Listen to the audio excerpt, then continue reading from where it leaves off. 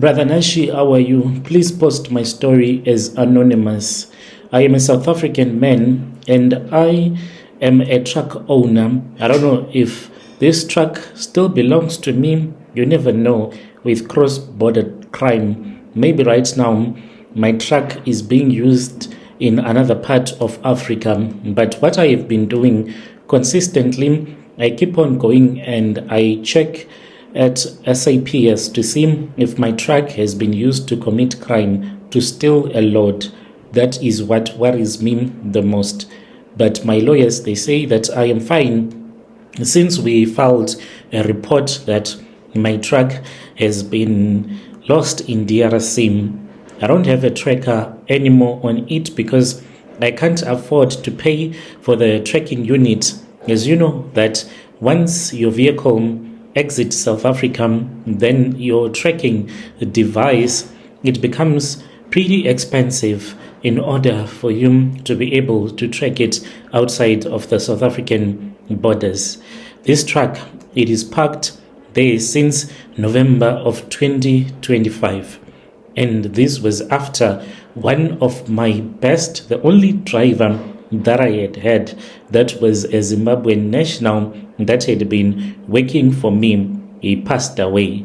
Ever since my driver passed away, because of the rituals that he did in my truck, I can't go and retrieve that truck without him because he made a ritual which was demonic in my truck. I have lost a lot of money. I've been scammed by Zambian traditional doctors. 3 of them have claimed that they can break the curse. Brother Nashi, my story, it starts with one of my best driver, whom I will call Richmond. Richmond, he was a Zimbabwean guy. I knew him from a long time because he used to work for one of my uncles in Venda.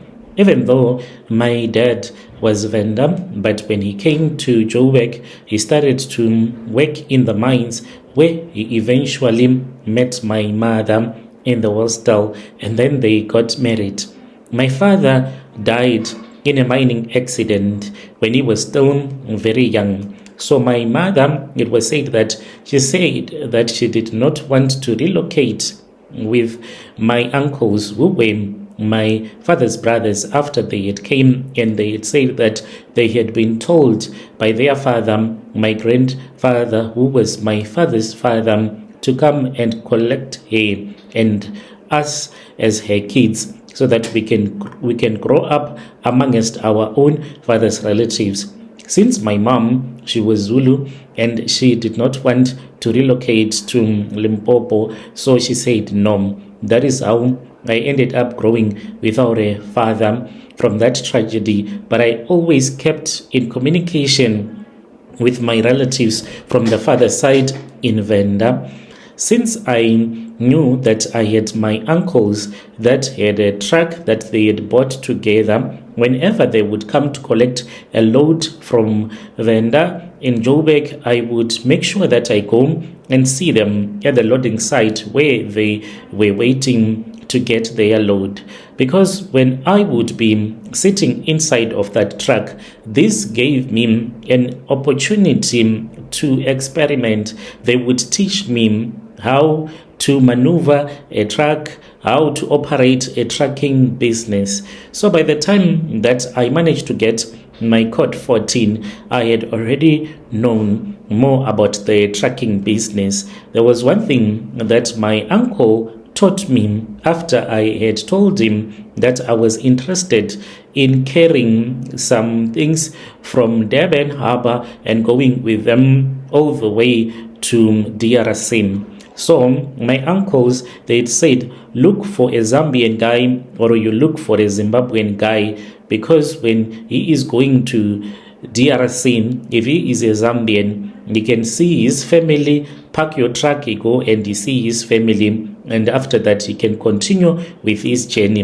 But if you look for someone that is local, it will become very difficult for him to go and stay for many months away from South Africa. It means that people, they are going to work for you, work for you and dump your truck. So I was looking for a foreign guy, but all the guys that I was meeting, some of them, I would see their documents and they were not according to order. And one day when I was about to give up, I had signed a contract. It was a contract that I had already signed with a company in Durban. So it was 5 of us. We were supposed to go and collect a load. My truck, it was parked because I did not have a driver that could go there and get that load and go to DRC. I spoke with my uncle, and my uncle then said that Richmond, even though he was a truck driver, but because of the work, he could not work every day. So he was actually working as a gardener. And I said, how fast can he come to Joburg? They got him onto the bus. I did not mind that he had no papers because this was business. I wanted my truck to be moving so that I can also be able to get some money. Once your truck is parked, it means that you are not going to get any more money at all. So I started to work with Richmond. He was someone that I completely trusted. Just when I was about to expand, last year, it was my year of expansion. I thought that me and him, we were going to expand, and I was going to give him the truck that he had been using. I did not want to go big very quick. I wanted to do my thing slowly and slowly. So last year, I was about to go and get at least 3 trucks from a dealership, and then I can have 4 and look for a 5th one. If you have 5 trucks, it is easy to get loads, and you can go and you can deliver mining machinery. And when you are coming back to South Africa, you'll be bringing copper as well as other things that are supposed to be transferred to the overseas.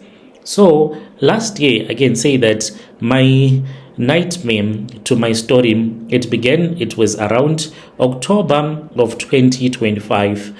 My driver, Richmond, he suddenly fell ill with a strange illness. Because of his severe condition, he stopped coming to work and went back to his family to rest. He was still here in South Africa. I said, no problem, Rich. You can go and you can rest, because I used to call him Rich, shortcut for his name, Richmond. So I said, you can rest, and then when you are okay, it is fine, you can come and you can collect the truck. So I spoke with my bosses in Durban. I explained my situation, that the letter of intent that they had given to me, we were supposed to pause it a little bit because I did not want to rush and go and get some trucks at the dealership. Then the next thing, I do not have a driver that I can rely on, because he was one of the most hardworking guys that I had ever worked with in my entire life, even at my workplace, because as a boss, I also had my own boss at work. So even at work, I would be surprised that I would even feel like I don't want to work. But when I would look at Rich, he was always working, always moving. He never complained. When I had no money, he would say, boss, just buy me eggs and mealie meal and let us go and get this money. Then he would go and deliver, and I would always give him nice bonuses. So my truck, it was now parked, and I did not have any other driver that I could trust at that time. And I did not know that my driver, Rich, he had put his own Tokoloshe. This Tokoloshe, the name of that Tokoloshe, we are being told that it is called Lawrence. That is the name of this Tokoloshe that he put inside of my truck when he started to work for me, so that I can never fire him. This was why I was always nice with him. Even if he did something wrong, I would always say that this guy, let him be. He has done something wrong. He is also a human being, and I do understand. So I got another driver eventually. This was a driver that was from Zim. When I had his recommendation, he came to my house. This man, he used to work for big companies here in South Africa. But what surprised me was that when I handed him the keys so that he can start the engine of the truck, he failed to even do basic things that a truck driver is supposed to do, and I fired him on the spot. He was even asking himself, with all of these years, because this guy, he was saying that he had been working in South Africa, he worked for big companies like Unida for nearly 6 years, but he failed to start my Scania truck. They said that he just had forgotten how to drive a Scania, and I fired him on the spot, and I said, if you can't even start it here at my house, what more are you going to do on the road? So a lot of truck drivers, they kept on coming, they were failing. So I even called a mobile mech to come and check my truck what was happening, but there was no problem at all. I then finally got another driver. He was from Zim as well. I then gave him a load just to test him, and I said, go to Lusaka, you are supposed to go and deliver this maize bran, and you are supposed to come back. So he was going to return back empty. This man, by the time that he reached Lusaka, he had almost finished my entire profit. I was angry like I had never been angry in my entire life. This man, it was as if he was just drinking my diesel as he was going. He was always calling me, I don't have any more diesel, boss, and I am about to pass through this hill, and I'm afraid that if I get stuck there, I'll be in trouble. Because your truck, it is on the other side of the country, you are afraid to just tell your driver that, no, you are fired. I waited for him to come back, but this man, when I fired him, he told me something that was really funny. He asked me who had been using this truck before I had hired him. I still remember very well when he came, because he did not have a bank account, and then I gave him the money that he claimed I owed him. After giving him that money, he then started to walk away, but then he walked back to me and he said, boss, there is something that I want to ask you. Before you had hired me, was there any other driver that was using this truck? And I said, yes. I had a guy who is sick right now. His name is Rich, and he is here in South Africa. He is still recovering. And then that man said, that driver of yours, you need to ask him, what is it that he did to your truck? No one will ever be able to drive your truck, boss. I know, I am also from Zim. No one will drive your truck, boss. You need to ask him. So I said, okay. I never bothered to ask this Richmond guy. I then received a phone call from the wife, and the phone call, it was like he has passed away. So they were asking for money so that I can be able to assist them.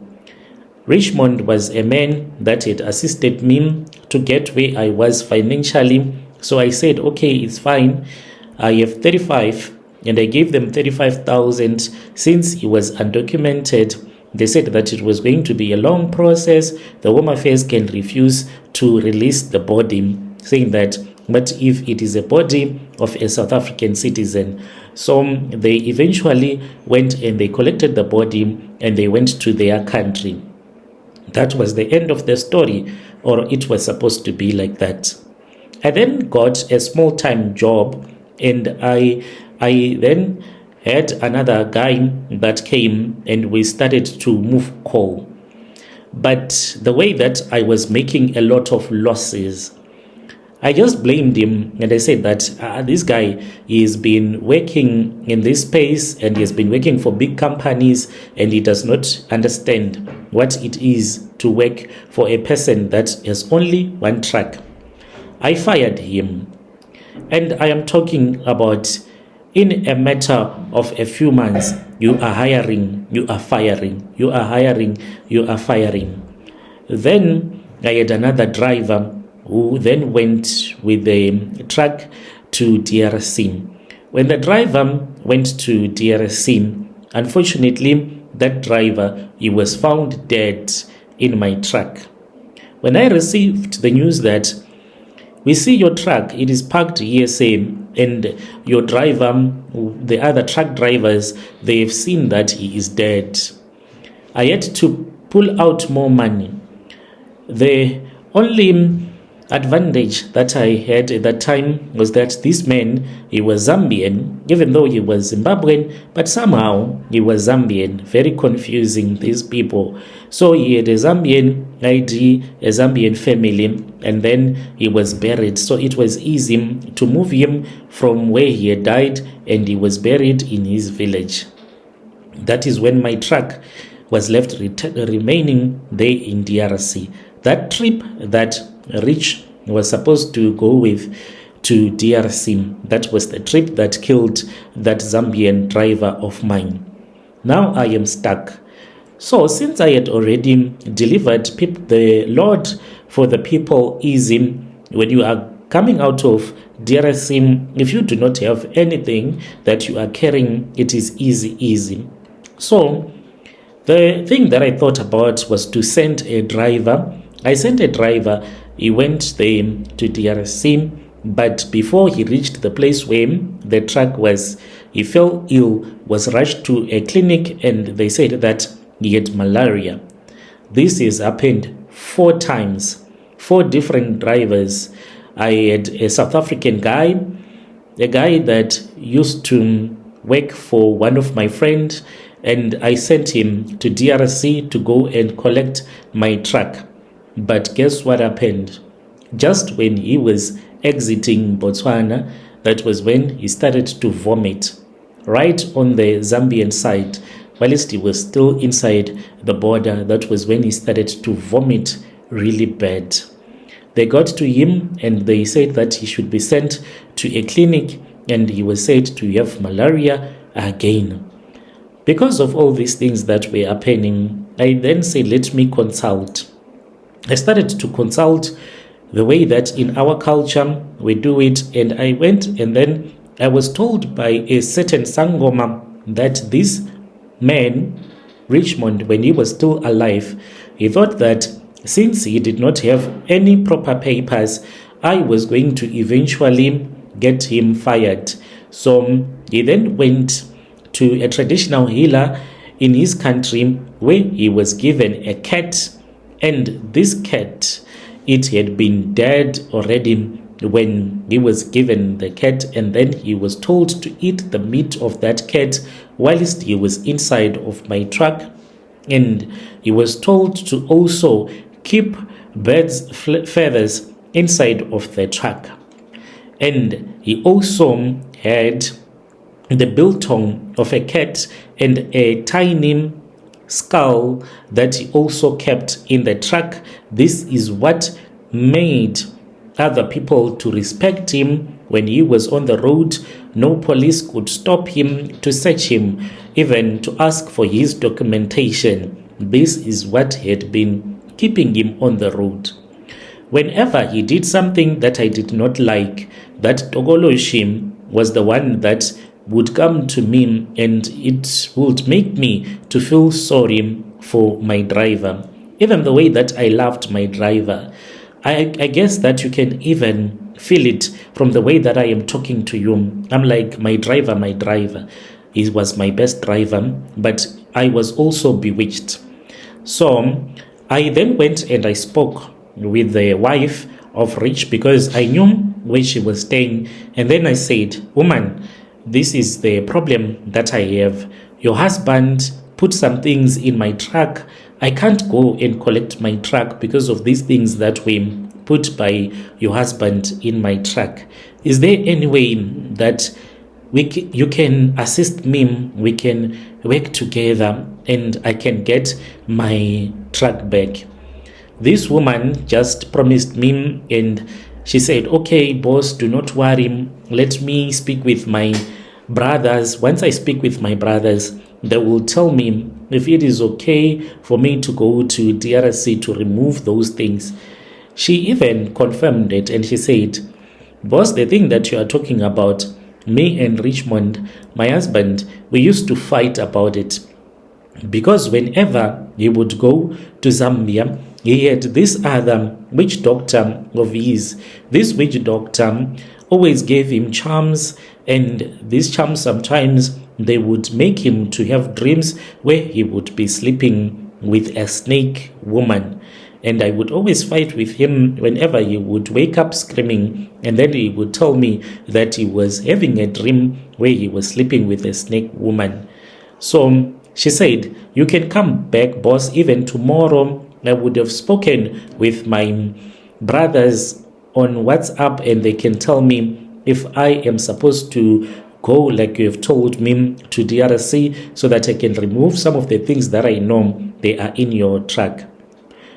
The next day, unfortunately, I did not go there, but I was told by a certain apostolic prophet that the way that I just felt lazy to go and visit this woman so that I can send him, it was because I was bewitched by the Tokoloshe. It knew that once the woman come and throw away the things that are in the truck, then it will be game over. This Tokoloshe won't have any way to stay. So because I was busy with my work, I then decided that let me just go there after about 3 days when I am done with my work, and I would have made final preparations to speak with another police officer who is there in DRC so that they can assist this same lady once she is there. When I went to the location where she stays, my surprise was that what surprised me was the woman had already collected all of her belongings. She was nowhere to be found. Right now, Brother Nashi, I am living in a lot of stresses. I used to own this truck, but it is many kilometers away from me. I am afraid, that side there is no rule of law.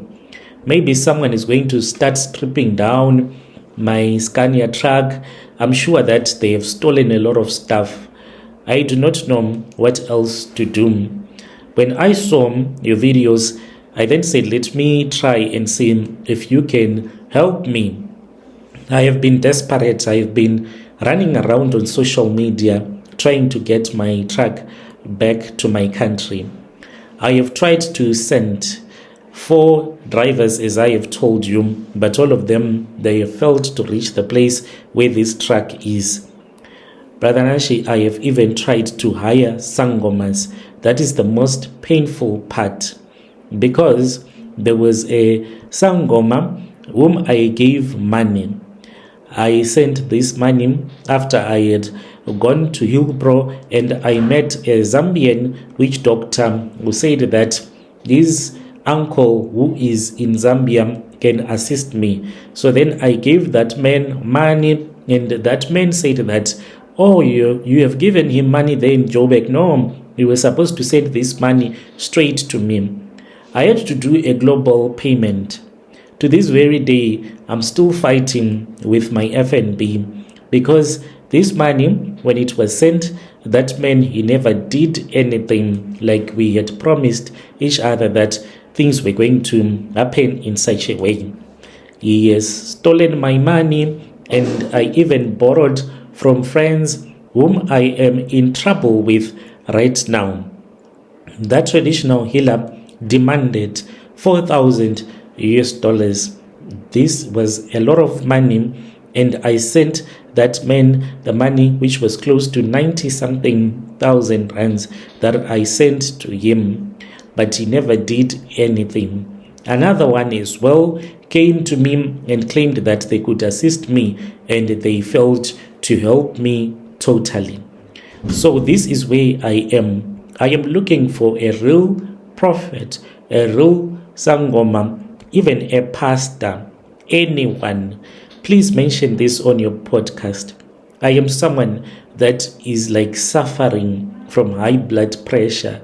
So please do not judge me. I know that some of you, even when I put this story of mine on Facebook on a group of South African truckers, they said you got what you deserved because you were hiring foreigners without papers. But in business, I was just making a decision that would make me to become profitable, because running a truck is not like kids' game. You will lose a lot of money if you hire someone that can just not listen to what you would have told him to do. That is why I was working with this guy for many years. Right now, I really do not mind. I am looking for a genuine, verified, a real Sangoma, whether they are from Zimbabwe, South Africa, Nigeria. I am prepared to even travel to Nigeria if it means that this is where I am going to get my powers so that I can be able to get my truck back to South Africa. I just want my truck back. I have lost a lot of time, and I watch my credit score as it is going down and down, because there is some money that I had also invested on the side that I needed to get from the loads that I was supposed to be doing as I was running that route permanently between Durban and DRC. Before you judge me, all that I want is for you to help me. Dear listeners, right there was a message that was sent to us by one of our dear brother. Let us speak with our dear brother in the comment section. Strange things indeed they do happen in this world. He's saying if you can help him, if you know that you can help him, you can come to my inbox. This is at Brother Nashi on Facebook as well as on TikTok. He says that I am tired of being scammed by fake traditional healers. Let us meet again in the following episode. Apologies for posting really late.